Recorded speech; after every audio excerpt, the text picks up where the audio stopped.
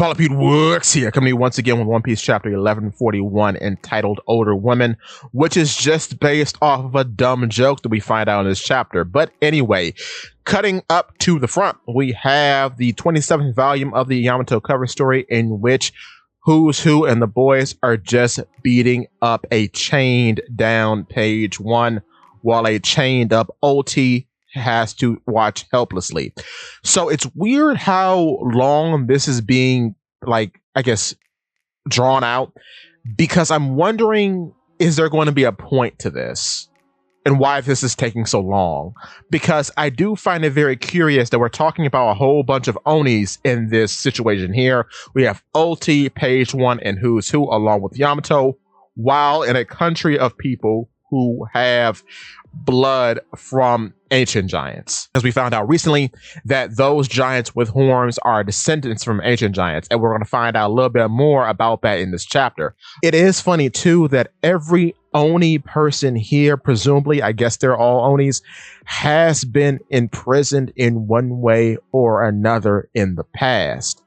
OT and page one are the most recent to be imprisoned, as they are being held captive by Who's Who. Who's Who himself was imprisoned after his dismissal from Cypherpole, and of course Yamato was imprisoned within Onigashima by her father Kaido. Now, Yamato, I believe, was wearing Karaseki cuffs.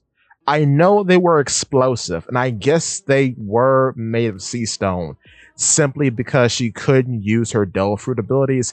I don't know if that's the case with OT in page one, because we do see some of Who's Who's goons grabbing the chains. So it could just be the cuffs themselves are made out of sea stone and not the chains, but I don't know. Then too, it's the one cat woman and one of the big cat dudes that are holding the chains of page one. So maybe they aren't smile users. I'm not entirely sure, but that is something to think about. I wonder, are they using sea stone to imprison these two? It would make the most sense. Otherwise, OT could just break out and turn into a dinosaur and attack everybody. Same with page one. So I guess they are made out of sea stone. And perhaps just the two goons holding the chains aren't smile users. That's completely possible. But yeah, it's funny how all of them have been chained or imprisoned, like Loki here, who, like them, is a horned person. I wonder if a horned giant is considered an Oni. You know, I never thought about that.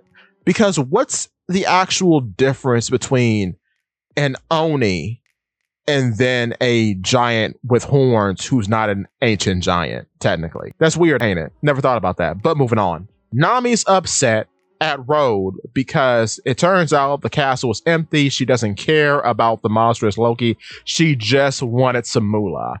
They load up some of the guards that were guarding the Arst castle after they were attacked by Gunko, and they're going to be taken to Gerd for some patching up.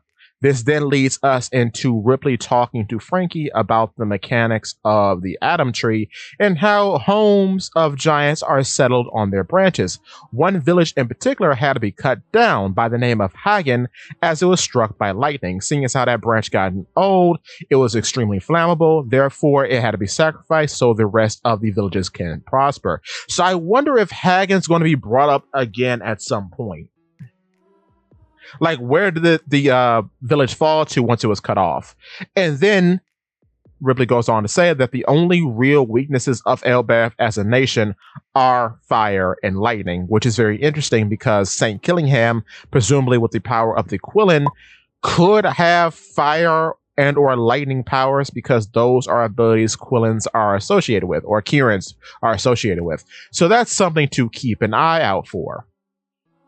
Going back to the bar, Usopp is incredibly drunk, ends up slapping slapping Draw's sword, which causes him to bleed out a little bit, before complimenting Nami and saying that their navigator is a beaut, in which we get the title drop of the chapter when he asks him what kind of women he was into, And Draw, funnily enough, is into older women despite being the oldest person in the world. And yeah, that results in the slap. Dory scoops up Usopp, who starts to tease Jarl and saying, anyone want to pull out Excalibur? And Dory's very angry. That's when Brooke comments that Usopp is drunk while wearing his head on his own crotch. And Nami's like, yeah, look who's talking. This is great. I love these character interactions. They're very funny. And that's when Nami is just kind of happy that, yeah, coming to this place was Usopp's dream, and she's thrilled that he's having fun. And that really just shows you the character dynamic between Nami and Usopp. They really have grown close over the course of this series. It is always nice to see them together. Meanwhile, Sanji is looking for Gerd. Flashing back to Gerd, who is healing up the guards, Road is trying to hide the, I guess, nature of going to Orc's castle. He says that it was just research for his own Black Castle that we saw at the start of the arc. But Gerd knows that he's lying and bonks him on the head with her axe, which is very funny. He does contemplate, though, that Loki is a problem and that red hair lookalike is also a problem, which, of course, he was referring to Figurlin Shamrock. Continuing, we're back in the underworld as Luffy and Zoro talk about freeing Loki. We then get another confirmation that, yes, the chains binding Loki are indeed sea stone, as Luffy gets weak as soon as he gets on top of one. Following that, we have Luffy and Zoro arguing about Loki and how his reputation really could be real and how he may not be a good guy. This is where we get a size confirmation on Loki, because Zoro says, I haven't spoken to him, but we shouldn't take his bad reputation lightly. This guy is as big as Oars. So, if you don't know, Oars is the first ancient giant that we come across in the series. So, it is very likely, like I believe I've said before, or at least hypothesized before, that giants with horns most likely are bigger than normal giants. So seeing as how he's as big as Oars, or is being compared to Oars, most likely those giants with horns are probably all around the same size as ancient giants, which is believable, honestly. Off of that, we get something that I don't think we've ever seen before. Zoro wants to see if Loki's wounds are actually real, and he kicks Loki really hard in one of his wounds, which causes Loki to yell out in pain. I never knew that Zoro had this much leg strength. Is this like a confirmed thing now? I think this is the first time his leg strength has ever been confirmed as like an actual thing. I know he's been good at jumping and stuff throughout the series, but I never knew he had that much kicking power. That's interesting. Also, a bit of a sidebar here. I just realized how ridiculous it is that a drunk Usopp slapping Jarl's sword was enough to cause Jarl pain. Usopp is incredibly strong. Did you notice that? Him slapping the sword caused Jarl pain, and Jarl possibly is the biggest giant on the island, on top of being the oldest. So that's crazy to think about, that a drunk Usopp had that much power. Wild, especially seeing as how he's always depicted as the physically weakest Straw Hat. I don't think that's a thing anymore. Or he's certainly not a human of normal strength anymore. He might just be a superhuman like the rest of the gang. In a lesser degree, obviously, but that's just an interesting thing to think about. But moving on. So yeah, Zoro kicks him, finds out the wounds are real, and they still keep talking about freeing him, which results in Zoro actually taking up the key to unlock his chains, saying that he's going to leave one chain around his ankle. Luffy is thrilled and says they need to go find Chopper in order to heal him, but he's back at the library. And any other doctor would result in them getting banished from Elbaf because, of course, everyone wants to keep Loki locked up. Luffy doesn't really care about banishment and thinks about actually getting Loki something to eat. That's when Zoro suggests, why don't we just eat the animals?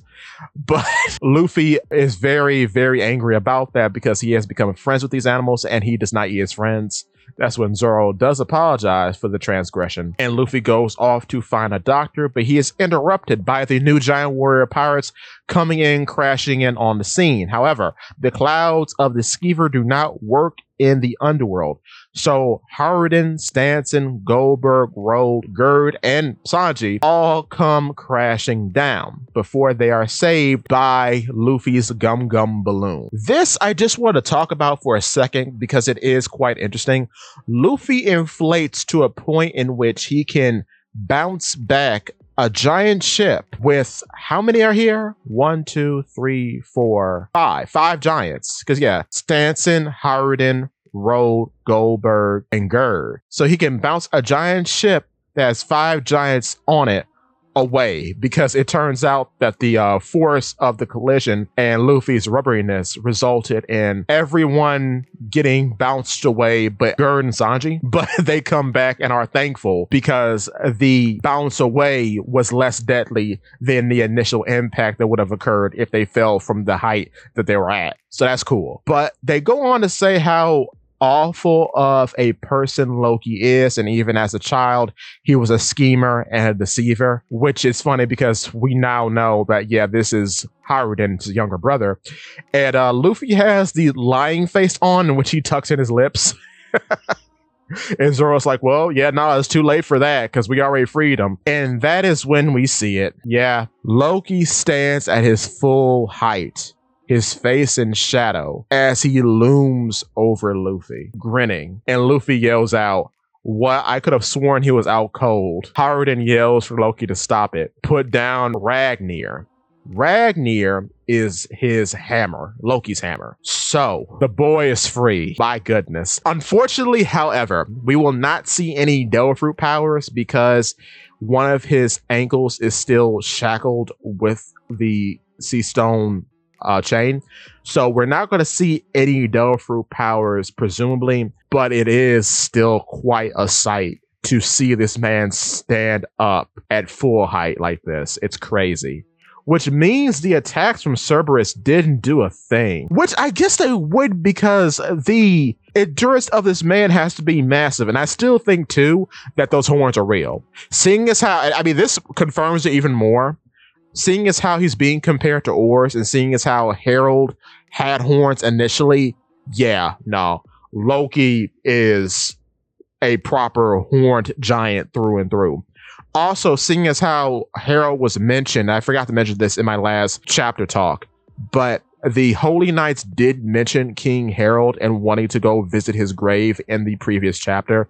So it's becoming more and more apparent that, yeah, King Harold was a big fat rat, which is insane. But yeah, he's a rat. And seeing as how even now Loki's older brother keeps laying on thick that he's a bad guy, it's most likely that he's the goodest boy. He's a real good guy. It's so funny though to think about, because there's a bit of a Mario and Luigi situation going on, because with Loki being the younger brother and having, I guess, more giant blood in him from his father than Haruden, it's likely that he's taller than Haruden. Because we don't have a good comparison shot here, because in this, I guess, one-page spread, or it's not really a spread, it's like this, just a big panel. He does tower over Luffy, but Luffy and him are the only ones in the scene at this point.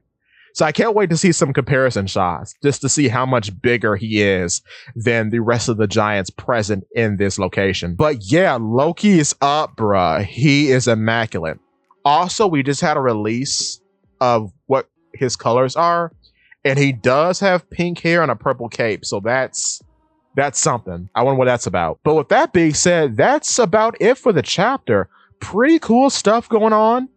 I like some of the subtle lore drops we got. I like that Nami and Usopp continue to be a great duo.